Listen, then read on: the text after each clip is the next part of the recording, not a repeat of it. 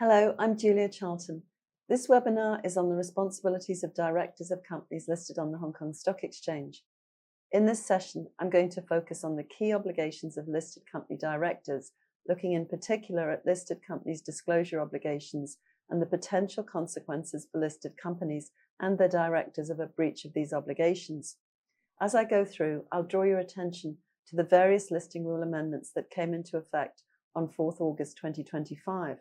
While these related mainly to the listing eligibility criteria that apply on a company's listing, there were also changes affecting listed companies' ongoing obligations, and there has been a further consultation regarding listed companies' ongoing public float obligations.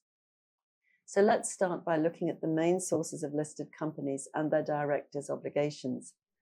The obligations of Hong Kong listed companies and their directors are set out in statutes, the non-statutory Hong Kong listing rules, and various codes and guidance and the common law.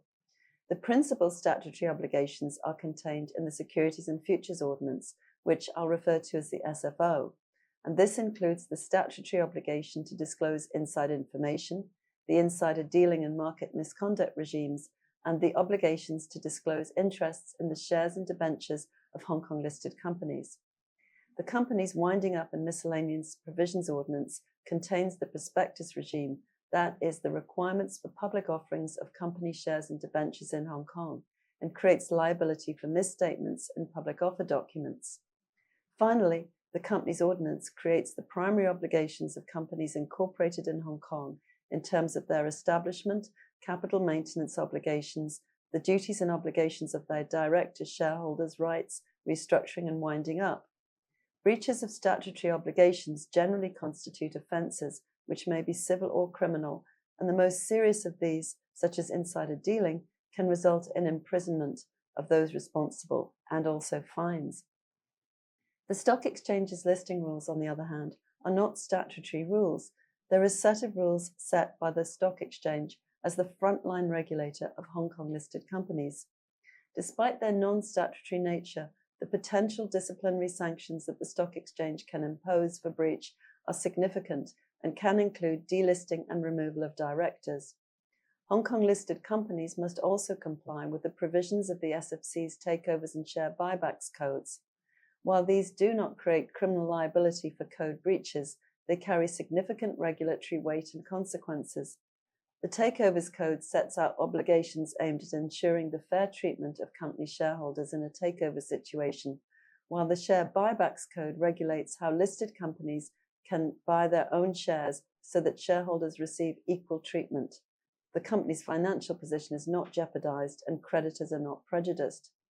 Finally, the fiduciary duties and duties of skill, care and diligence of listed company directors have their origins in common law, although, as we'll see, these have now been codified in respect of Hong Kong incorporated companies in the Hong Kong Companies Ordinance. The Hong Kong Stock Exchange has issued a consolidated version of its guidance materials for listed companies to assist them in complying with their listing rule obligations. This contains its guidance letters, key listing decisions, and frequently asked questions, and is available on the Stock Exchange's website. The Hong Kong Companies Registry has also issued a guide on directors' duties, and the Stock Exchange has published guidance on the obligations of independent non-executive directors entitled A Snapshot of INED's Roles and Responsibilities. Directors of a listed company are collectively and individually responsible for ensuring that the listed company complies fully with the requirements of the listing rules, the SFO, the QMPO and Companies Ordinance, and the SFC's takeovers and share buyback codes. Under Listing Rule 309B, listed company directors are required to comply with the listing rules and to use their best endeavours to ensure that any alternate director they appoint and the listed company comply with the listing rules. Listing Rule 309C further requires listed company directors to cooperate in any investigation conducted by the listing division and/or the listing committee or the SFC. This requires directors to promptly respond to questions raised and provide any documents requested. The common law duties of company directors are summarised in the Companies Registry's Guide on Directors' Duties as being to act in good faith in the interests of the company as a whole, to use their powers for a proper purpose, to delegate only with proper authorization and exercise independent judgment when exercising their powers, to exercise reasonable care, skill, and diligence to avoid conflicts of interest. Although delegation is allowed, directors bear ultimate responsibility and must take an active interest in the company's affairs.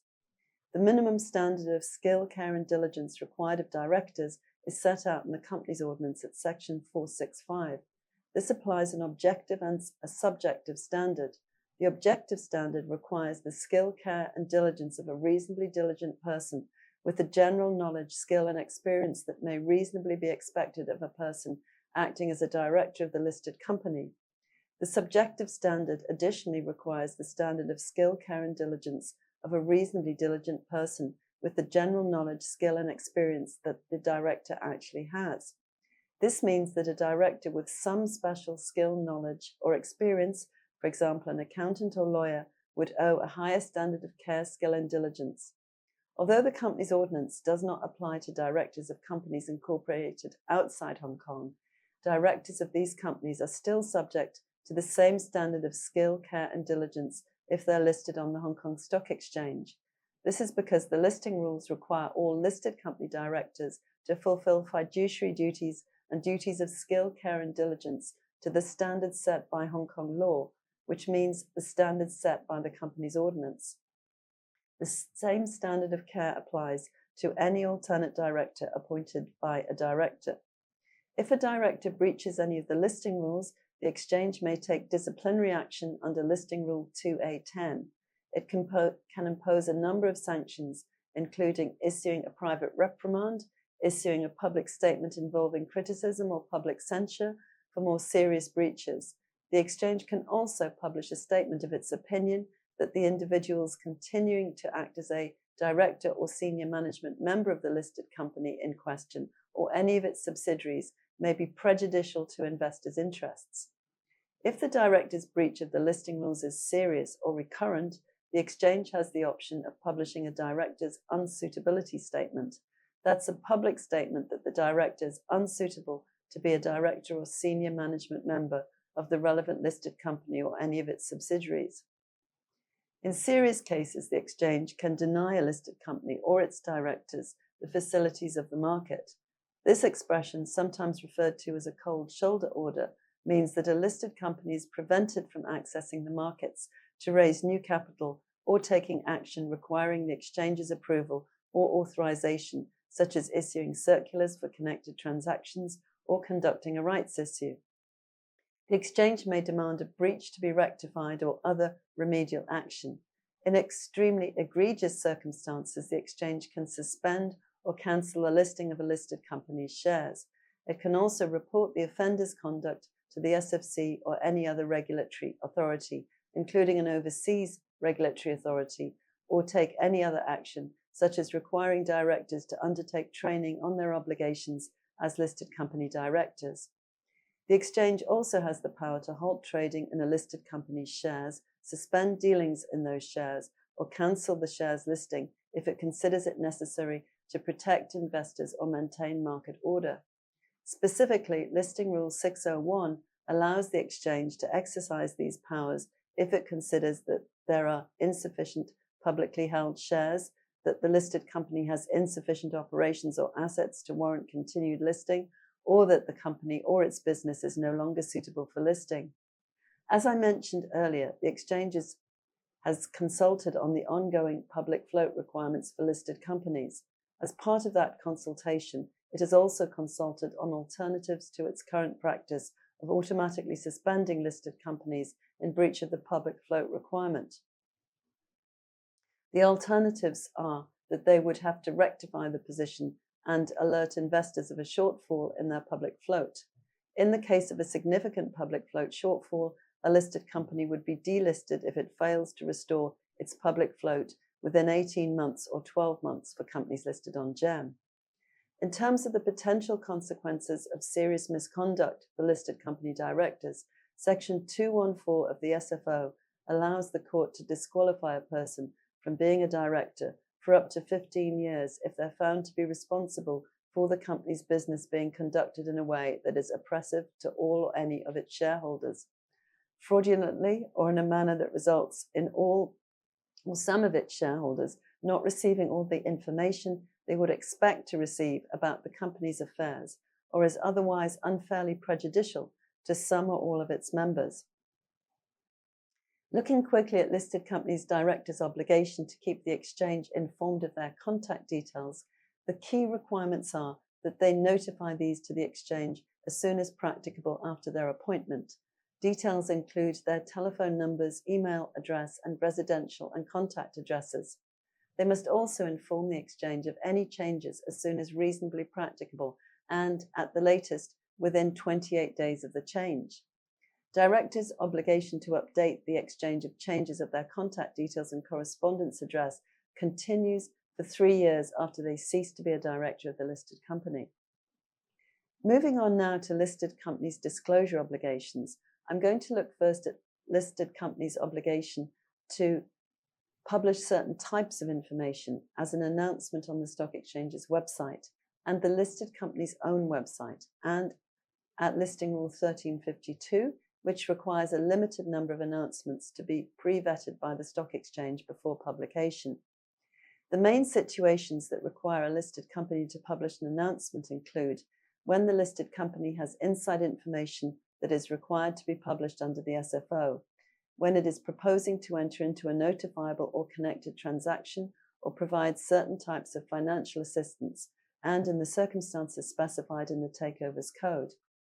Looking in detail at the specific announcement requirements, listed companies must publish an announcement at least 7 clear business days in advance of the date fixed for any board meeting at which the declaration, recommendation, or payment of a dividend is expected to be decided, or an announcement of the company's profits or losses for any period will be approved for publication. A listed company's preliminary annual and half-year results are required to be published by way of announcement on the business day following their approval by the board, no later than 30 minutes before the earlier of the commencement of the morning trading session or any pre-opening session. In respect of company matters, an announcement is required of a change of company name, a proposed alteration to a listed company's constitutional documents, a change to its registered address, and a change in its share registrar. As to business matters that require announcements, listed companies must announce dividend-related decisions, including any decision to declare, recommend, or pay a dividend, or any decision not to do so. They must also announce any decision to change the nature of the company's business, a change in its website address, and any proposal to delist. A listed company must also inform the exchange and publish an announcement as soon as certain events relating to its winding up or liquidation are known. Listed companies must publish an announcement of the appointment of a new director or chief executive, and in the case of H-share issuers, on the appointment of a new supervisor as soon as possible. Listing Rule 1351(2) sets out the detailed information that must be included in the announcement, which includes the person's full name and the positions they hold with the listed company and its group members, the person's experience, including other directorships they've held in the last 3 years with listed companies on any stock exchange, and their other major appointments and professional qualifications.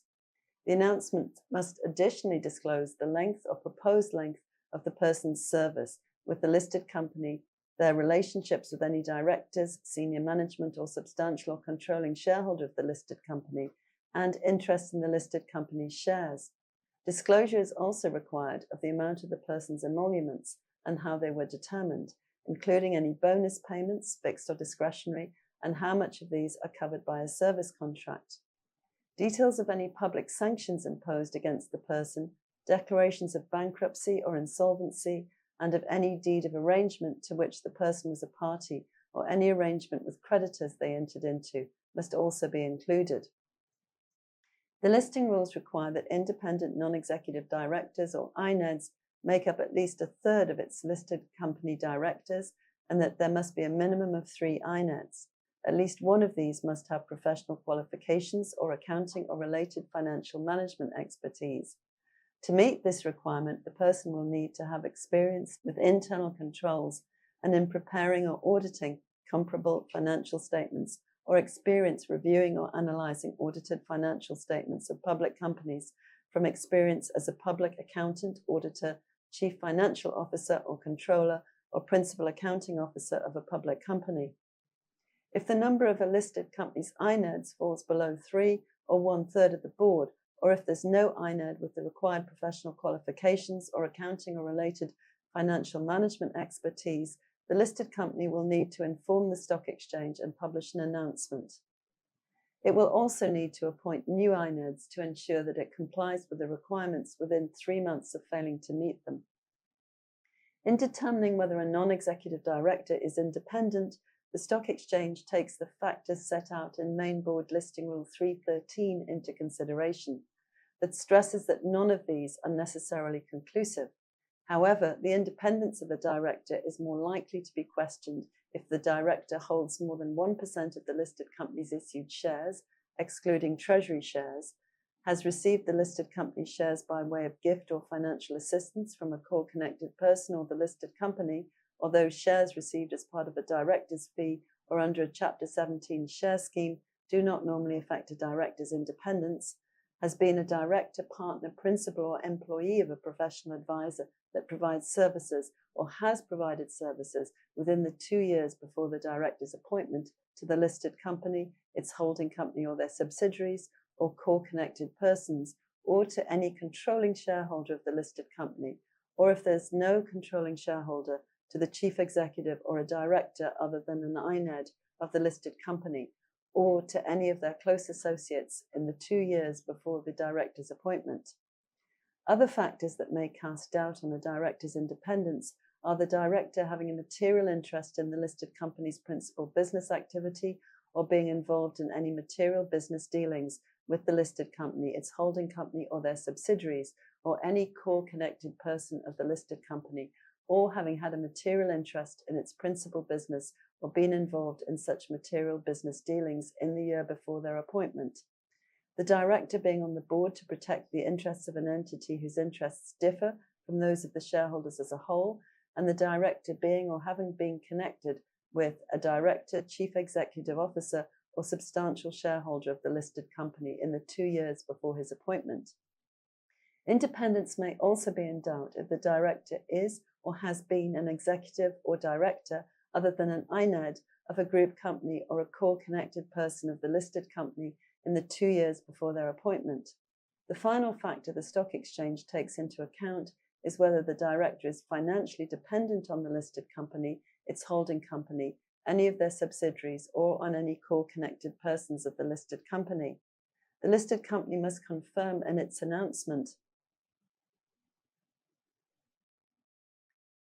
of a new INED that the person is independent and must disclose the director's past or present financial or other interest in the listed company's business or that of its subsidiaries and any connection with any of the listed company's core connected persons. INEDs must inform the listed company and the exchange as soon as practicable of any change in circumstances that may affect their independence, and listed companies must confirm in their annual reports whether they still consider their INEDs to be independent. If a proposed INED can't satisfy any of the independence guidelines set out in Listing Rule 313, the listed company must disclose in the announcements of the INED's appointment and in its next annual report why it considers the person to be independent. An announcement must also be made of a board decision to change the company secretary. Hong Kong listed companies must have an individual as their company secretary who's either a member of the Hong Kong Chartered Governance Institute, a qualified Hong Kong solicitor or barrister, or a Hong Kong certified public accountant, or has relevant experience making them capable of acting as a company secretary. In assessing a company secretary's relevant experience, the stock exchange will take into account the individual's period of employment, their familiarity with the Hong Kong listing rules and their statutory obligations, any additional training they've undertaken, and any overseas professional qualifications they have. In its guidance, the exchange notes that companies often appoint senior management members or individuals with extensive experience with the company as their company secretary, who may not have the required qualifications. Companies whose principal business activities are outside Hong Kong can also face difficulties in finding a company secretary with day-to-day knowledge of their affairs and the required qualifications or relevant experience.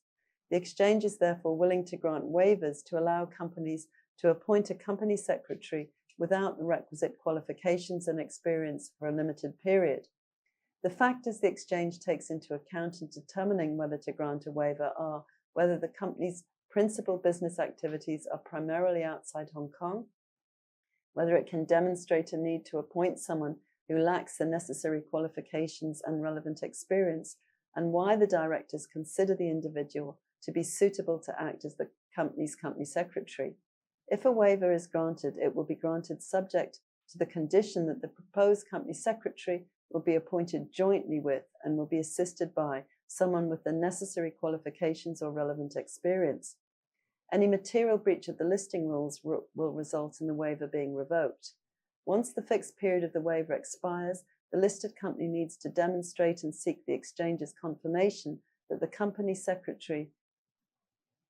having had the benefit of a qualified person's assistance during the waiver period, has now attained the relevant experience required by Listing Rule 3.28 and is able to perform the functions of company secretary.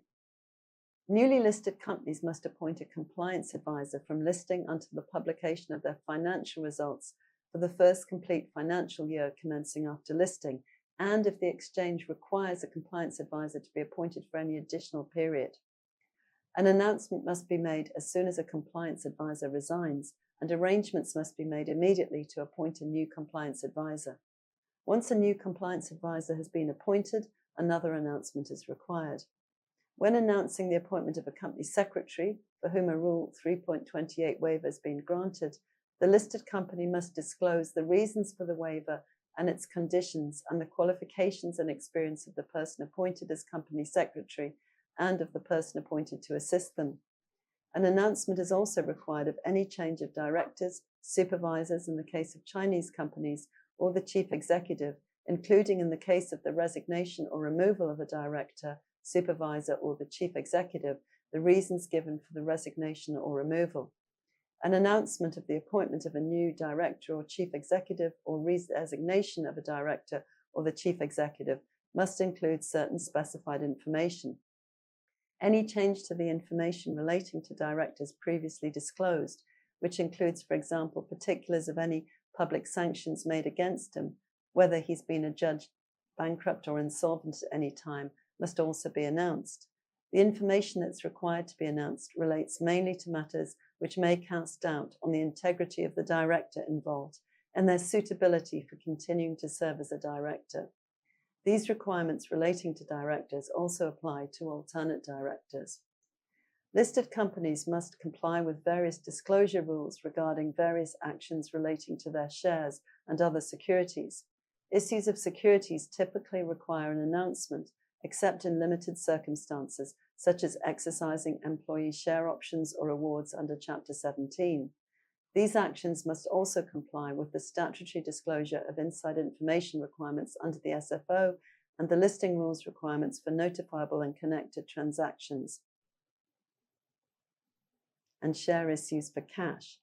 There are also reporting and announcement requirements that apply to certain changes to the number of a listed company's shares and treasury shares. Listed companies must report to the exchange and publish an announcement with respect to two categories of change in the number of issued shares. The first category comprises changes which always require next day disclosure. The second category comprises changes in the number of issued shares that only require next day disclosure in certain circumstances. So what are the changes that always require next day disclosure? They are any change in a listed company's issued shares or treasury shares that results from certain events, which you can see on the slide. These include a placing, consideration issue, open offer, rights issue, bonus issue, scrip dividend, or a sale of treasury shares on the Hong Kong Stock Exchange or any other stock exchange on which the listed company is listed. Disclosure is also required in any change in a listed company's shares or treasury shares resulting from a share buyback, an issue of new shares, or a transfer of treasury shares on an award of shares or exercise of an option by a director under a Chapter 17 share award scheme or share option scheme. A next day disclosure return is also required when a director of the listed company exercises any other share option, other than under a Chapter 17 share option scheme, on the occurrence of a capital reorganisation and on any other change in the number of the listed company's issued shares or treasury shares that's not within any of these categories. The second category of changes in a listed company's issued shares or treasury shares that requires next day disclosure are specified in Listing Rule 1325A2B and certain events if one or two specified conditions are met. The events are issues of new shares or transfers of treasury shares under a share award or share option granted to a person who's not a director under a Chapter 17 share award or option scheme, and a non-director's exercise of a non-share scheme option. Other events are the exercise of a warrant, the conversion of convertible shares, a share buyback or cancellation of repurchased or redeemed shares, and a cancellation of treasury shares. If any of these events occurs, a next day announcement must be published if the event, either alone or when aggregated with other events listed in Listing Rule 1325A2B that have occurred since the later of the last monthly return or next day disclosure, results in a change of 5% or more in the number of the listed company's issued shares, excluding its treasury shares. Next day disclosure is also required if the listed company is in any case required to disclose some other change in the number of its issued shares because an event specified in Listing Rule 1325A2A has occurred, and the change in the number of issued shares resulting from an event specified in Listing Rule 1325A2B has not yet been disclosed in either a monthly return or a next day disclosure because the 5% de minimis threshold has not been reached. The percentage change in the number of a listed company's issued shares is calculated by reference to its total number of issued shares, excluding its treasury shares, as it was immediately before the earliest relevant event, which has not yet been disclosed in either a monthly return or in a next day disclosure. A next day disclosure announcement must be submitted through the exchange's e-publication system no later than 30 minutes before the earlier of the commencement of the morning trading session or any pre-opening session on the business day following the relevant event. Listed companies are additionally required to publish a monthly return disclosing changes in their listed shares, including their treasury shares, debt securities, and any other securitized instruments through HKEX EPS on the 5th business day after each month end, not later than 30 minutes before the earlier of the start of the morning trading session and any pre-opening session. The monthly return must be submitted irrespective of whether there's been any change in the information provided in the previous monthly return. The listing rules further require a listed company, in relation to each new issue of shares or sale or transfer of treasury shares reported in the next day disclosure return or monthly return, to give certain confirmations, including that the issue of securities or sale or transfer of treasury shares has been duly authorized by its board of directors, and that it has received all money due in respect of the issue of securities or sale or transfer of treasury shares. Listed companies must also confirm that all listing rule requirements for listing have been met and that any conditions contained in the formal letter granting listing of and permission to deal in the securities have been fulfilled. Listed companies must additionally confirm, amongst other things, that the securities are identical in all respects and that all documents required to be filed under the company's Winding Up and Miscellaneous Provisions Ordinance, WAMPO, have been filed. Confirmations must also be given that any trust deed relating to the securities has been executed and that any definitive documents of title have been or will be delivered in accordance with the terms of issue. Companies must notify the stock exchange and publish an announcement if their shares lack a genuine open market or their public float level falls below the prescribed minimum, which is generally 25%, unless a lower level of 15% or above was allowed on listing. The exchange's current practice is to suspend trading in the shares of listed companies in breach of the public float requirement. As I mentioned earlier, however, the stock exchange is currently consulting on the ongoing public float requirement and has proposed alternative measures to dealing with companies with a public float shortfall. Share buybacks require announcements that comply with the SFC code on share buybacks. Some announcements have to be pre-vetted by the exchange before publication, although it's no longer the case that virtually all announcements need pre-vetting, as was the case in the past. Today, the announcements that must be pre-vetted are those relating to very substantial acquisitions, very substantial disposals, extreme transactions and reverse takeovers, transactions or arrangements within 12 months after listing that would result in a fundamental change in the listed company's principal business and activities, and cash companies. Other announcements do not need to be pre-vetted by the exchange, although companies may consult the exchange regarding rule compliance issues, and in certain circumstances, the exchange may exercise its discretion and require a company to submit an announcement for pre-vetting.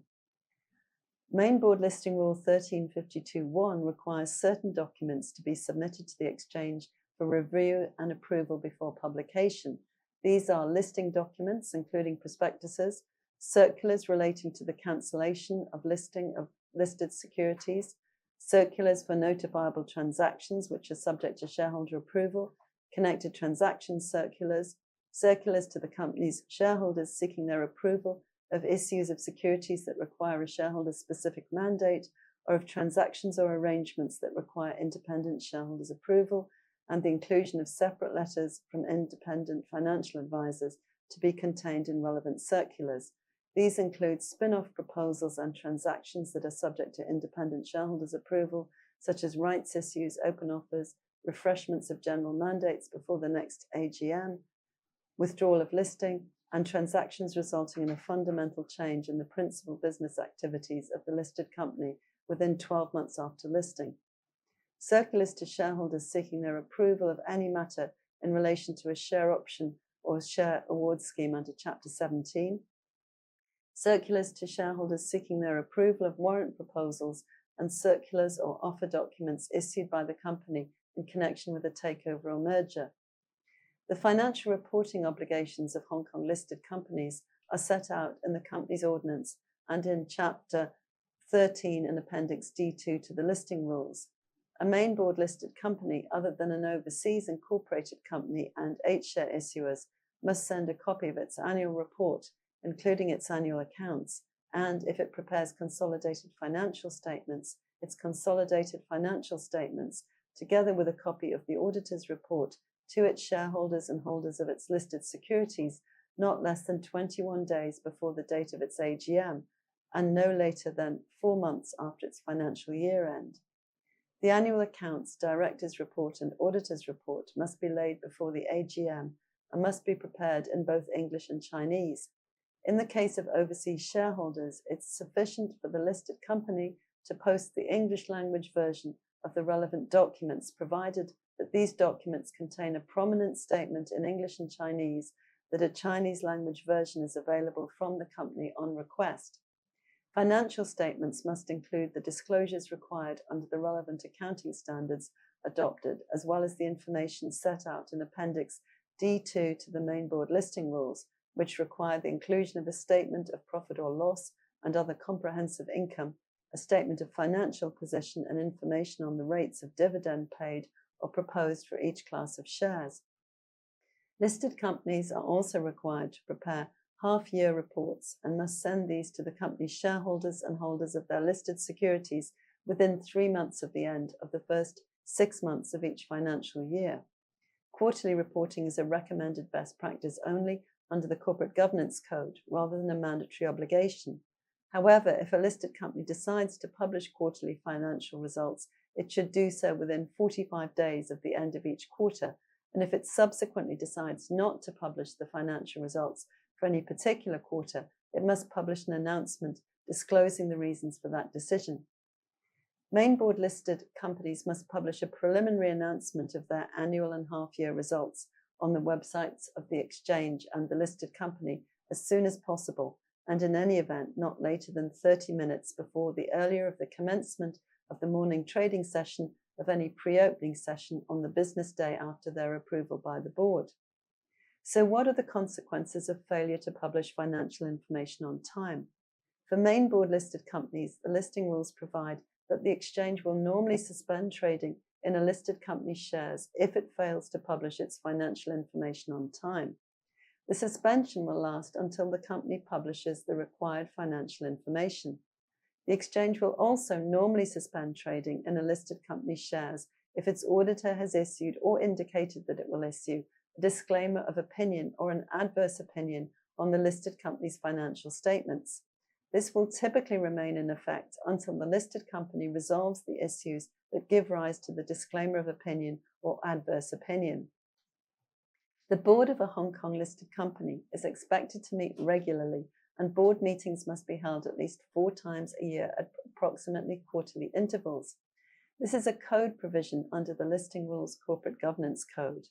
Directors should be provided with monthly updates on the listed company's financial and operating performance and prospects, including the company's monthly management accounts. If they do not receive this information, they should require senior management to provide it. It's a listing rule requirement that, subject to certain exceptions, the director of a listed company may not vote on, nor be counted in the quorum for, any board resolution approving any contract or arrangement or any other proposal in which he or any of their close associates has a material interest. The core shareholder protection standards under Appendix A1 to the listing rules require at least 21 days' notice to be given of an AGM and at least 14 days' notice to be given for all other general meetings. Notice of general meetings must be given to all shareholders, whether or not their registered address is in Hong Kong. Notice of an AGM and of all other general meetings of shareholders must also be published on the websites of the exchange and the company. Voting by poll is mandatory on all resolutions at all general meetings. The chairman at a general meeting may exempt certain prescribed procedural and administrative matters from a vote by poll. Any shareholder who has material interest in a transaction or arrangement to be approved at a general meeting of shareholders is required to abstain from voting on the resolution. Listed companies are required to adopt rules governing dealings by directors in their listed shares on terms no less stringent than the terms set out in the Model Code in Appendix C3 of the Main Board Listing Rules. The Model Code prohibits listed company directors from dealing in the securities of the company during specified periods before the publication of its financial results.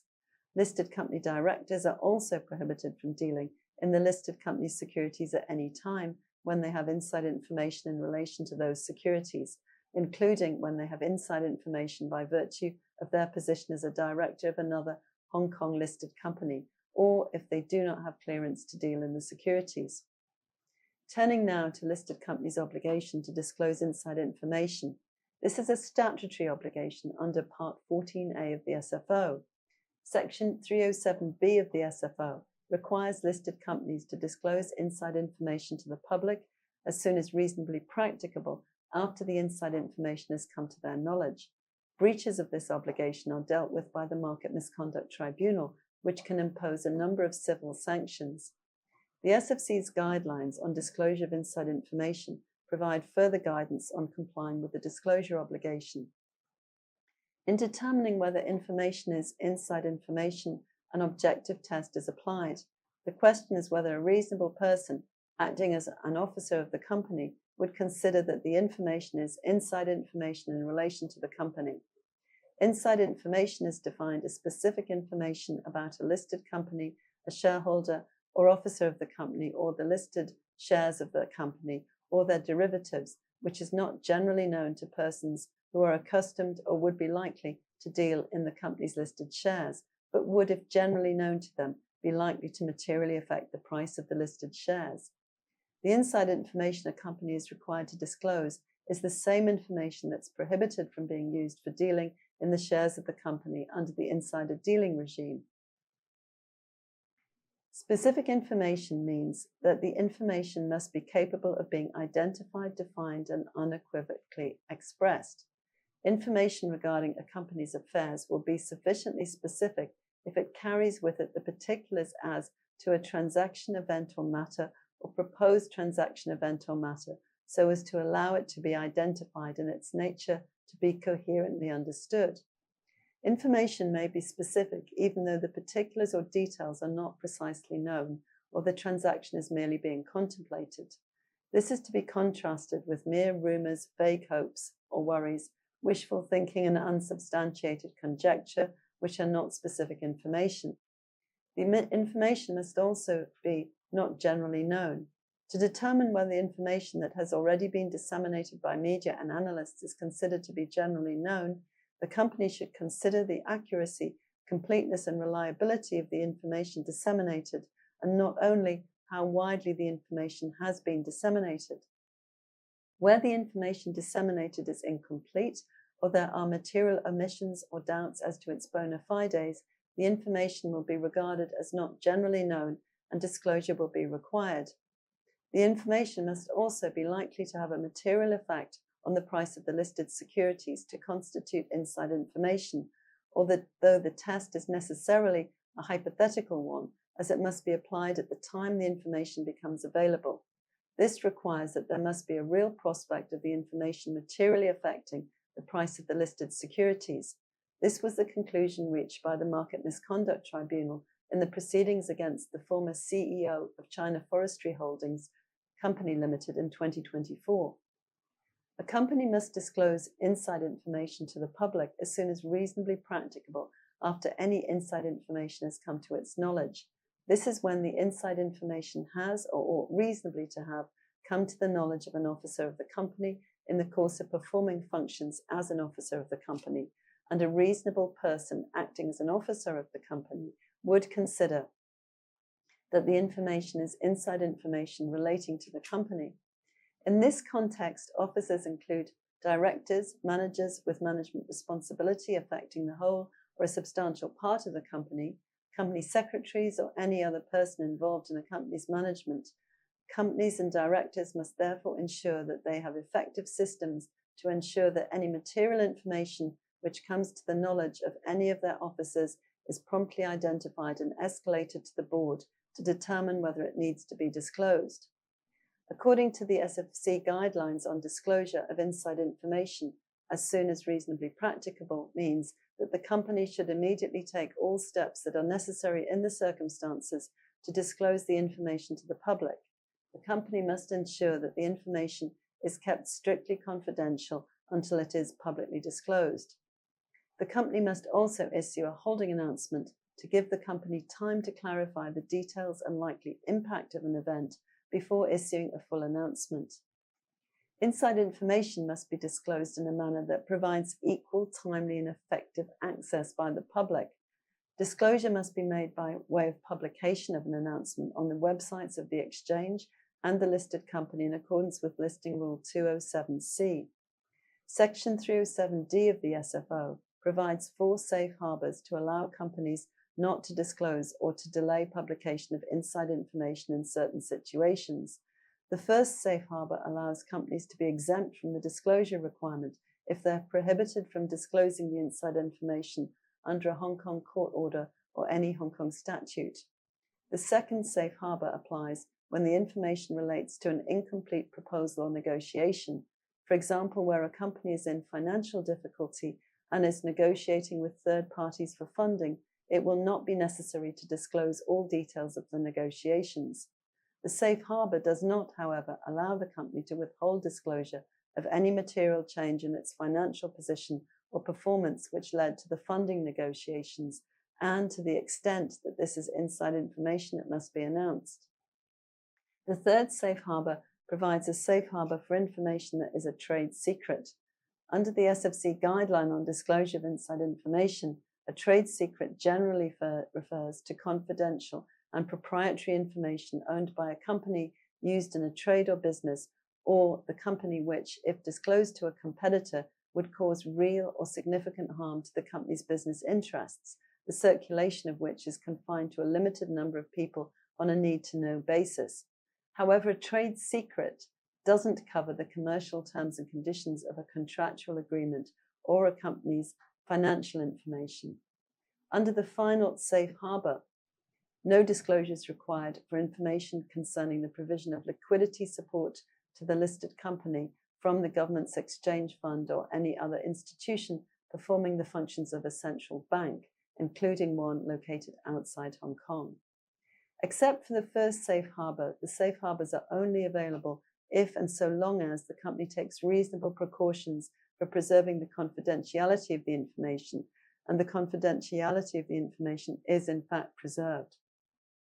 If confidentiality is lost, the information must be disclosed as soon as possible. The listed company will not be regarded as in breach of the disclosure requirement in respect of the inside information if it can show that it took reasonable measures to monitor the confidentiality of the information in question and made disclosure as soon as reasonably practicable once it became aware that confidentiality had been lost. The SFC can also grant waivers where the disclosure of inside information in Hong Kong would be prohibited under a court order or legislation of another jurisdiction, or would contravene a restriction imposed by a law enforcement agency or government authority in another jurisdiction. The SFC will grant waivers on a case-by-case basis and may attach conditions.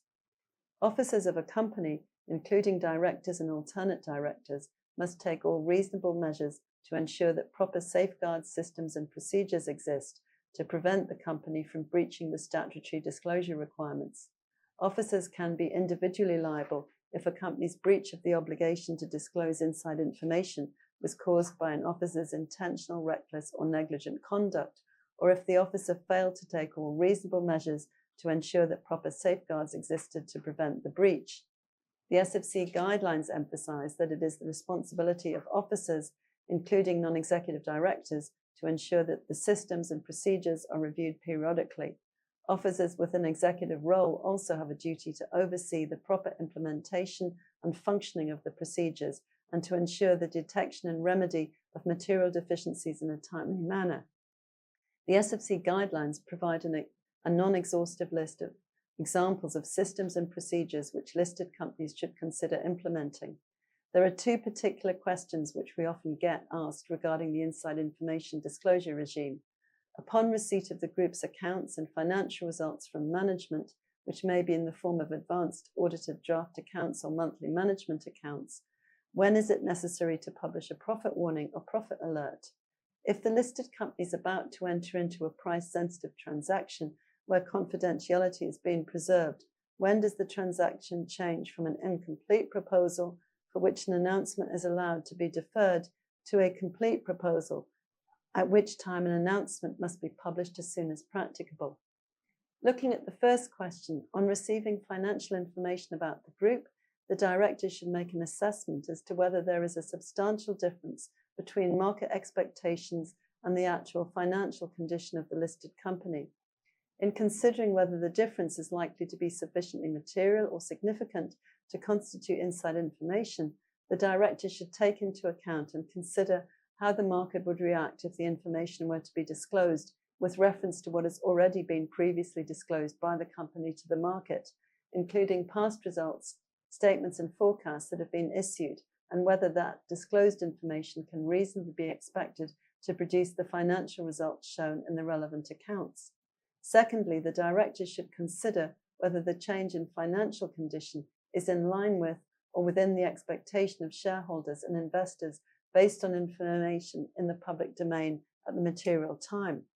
This may be affected by considerations such as the company's performance vis-à-vis its competitors and comparable businesses, for example, where there's a general upward trend in the relevant businesses, market sentiment relating to the company in general, profit projections and financial analysis published by analysts and financial journals from which sophisticated investors may logically deduce the corporation's results. However, the published information should not be considered to be information generally known to the market, where the published information falls short of providing information which is accurate, complete, and not misleading or deceptive, and where persons who are accustomed or would be likely to deal in the shares of the company include a large number of retail and other investors who are unlikely to have access to the published information. In these situations, there is a greater likelihood that a disclosure obligation will arise, notwithstanding that the results are in line with the expectations of sophisticated investors or analysts' financial projections. If after reviewing the relevant accounts, the directors still have doubts as to whether inside information announcement is required, they can consult with the SFC or issue an announcement. Unless there are compelling reasons for non-disclosure, the prudent route is usually to disclose, in particular where the company has suffered a significant loss, as there is no penalty for over-disclosure, whereas failure to disclose what the SFC considers to be inside information may lead to disciplinary action against the company and its directors. In respect of the second question, while the SFC has not issued any formal guidance as to when a transaction becomes a complete proposal, the SFC has indicated in previous consultations we've had with them that they would generally consider the obtaining of board approval for a transaction and the entering into of any binding commitment to cause the transaction to become complete, meaning that the safe harbour for incomplete negotiations would cease to apply at that time. We would therefore typically advise companies to hold the relevant board meeting to approve the transaction after trading hours to avoid the need to suspend trading in the company's listed shares. A company is required to copy to the exchange any application to the SFC for a waiver from the requirement to disclose inside information and the subsequent decision. Breach of the obligation to disclose inside information under Part 14A of the SFO is a civil offence, and the MMT can impose one or more of the penalties which you can see on the slide, which include a fine of up to 8 million Hong Kong dollars on the company, a director or chief executive of the company, disqualification of the director or officer from being a director or otherwise involved in the management of a company for up to 5 years, and an order for the payment of costs. To prevent the occurrence of further breaches, the MMT may also require the appointment of an independent professional advisor to review the company's procedures for disclosure of inside information and advise it on matters relating to compliance. It may also require directors or officers to undertake training programs approved by the SFC.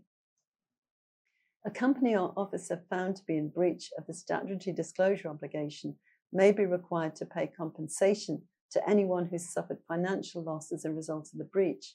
if it is fair, just, and reasonable that they should do so. A determination by the MMT is admissible in evidence in these proceedings, and the courts can also impose an injunction in addition to or in substitution for damages. The SFC is responsible for enforcement of the statutory obligation to disclose inside information. Where the exchange is aware of a possible breach of the statutory disclosure obligation, the exchange will refer it to the SFC.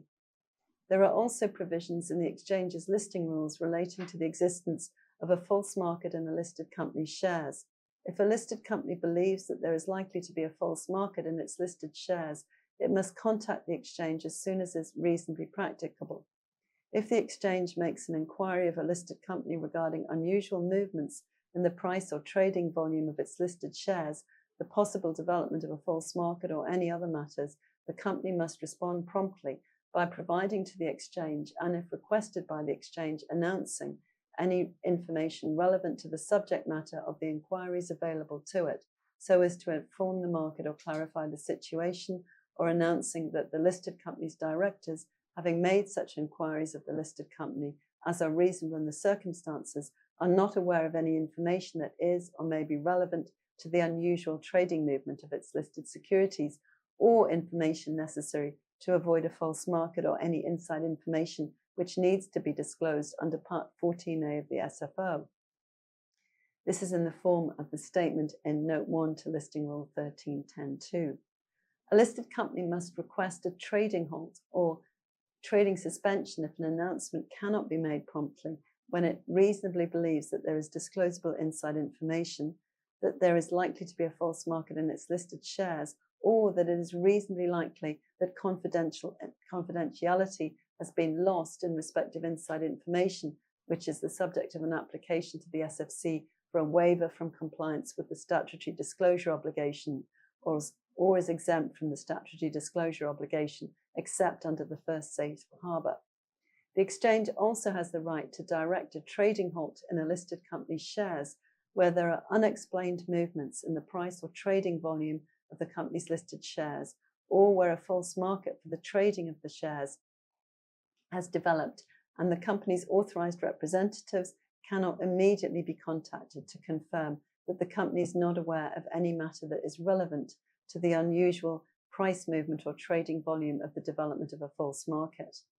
The company delays in issuing an announcement in response to inquiries from the exchange, or there is uneven dissemination or leakage of inside information in the market, giving rise to an unusual movement in the price or trading volume of the company's listed shares. So that brings me to the end of today's webinar. Thank you again for joining me, and I hope you enjoyed the webinar and that I'll see you again. Bye.